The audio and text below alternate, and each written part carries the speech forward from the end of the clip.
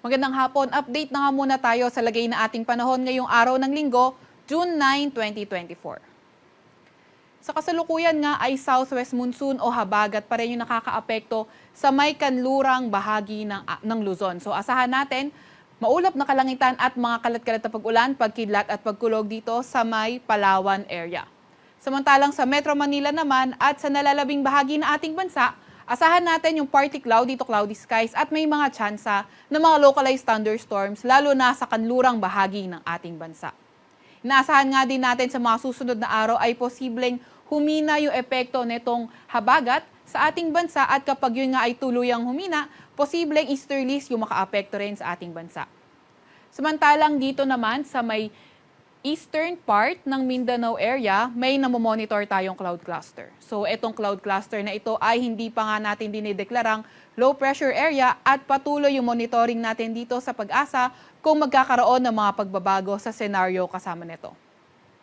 At currently, wala naman tayong namomonitor na bagyo sa loob or malapit sa ating Philippine Area of Responsibility.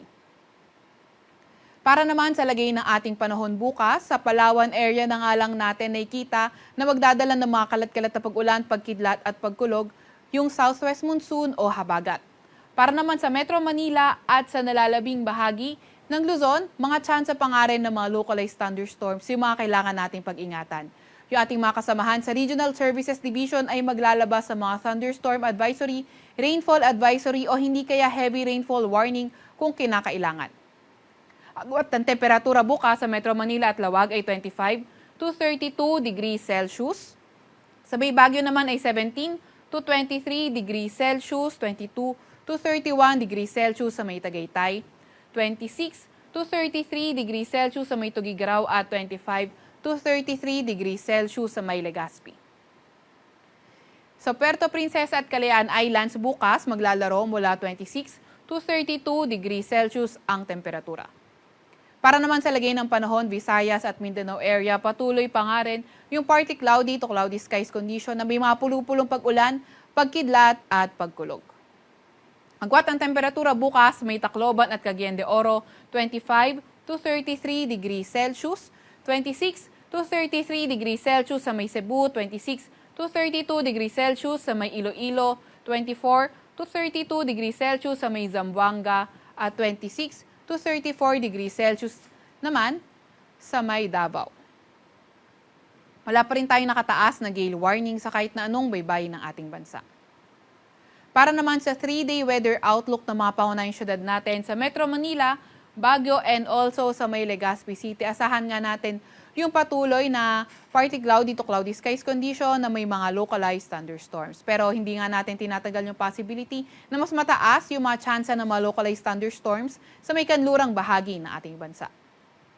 Para naman sa may Visayas area, Metro Cebu, Iloilo at Tacloban, inaasahan nga natin partly cloudy to cloudy skies condition pa rin dahil wala naman tayo currently na nakikita weather system na posible magdala ng mga pangmalawakang ulan sa areas na ito. Sa Metro Cebu, pwede umabot ng 33 degrees Celsius ang maximum temperature, 33 degrees Celsius din naman dito sa may Iloilo City at sa may Tacloban City, posibleng 25 to 33 degrees Celsius yung agwat ng temperatura.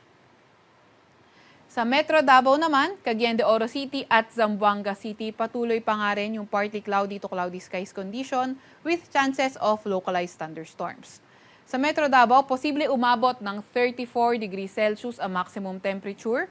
Sa may Cagayan de Oro City naman, 25 to 32 degrees Celsius ang agwat ng temperatura at sa may Zamboanga City, posibleng umabot ng 34 degrees Celsius ang maximum temperature.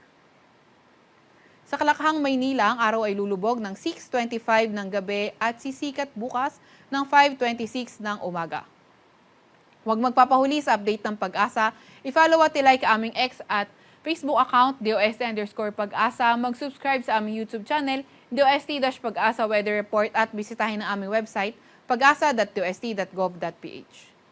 At yan po munang latest mula sa Weather Forecasting Center ng Pag-asa, Veronica C. Torres.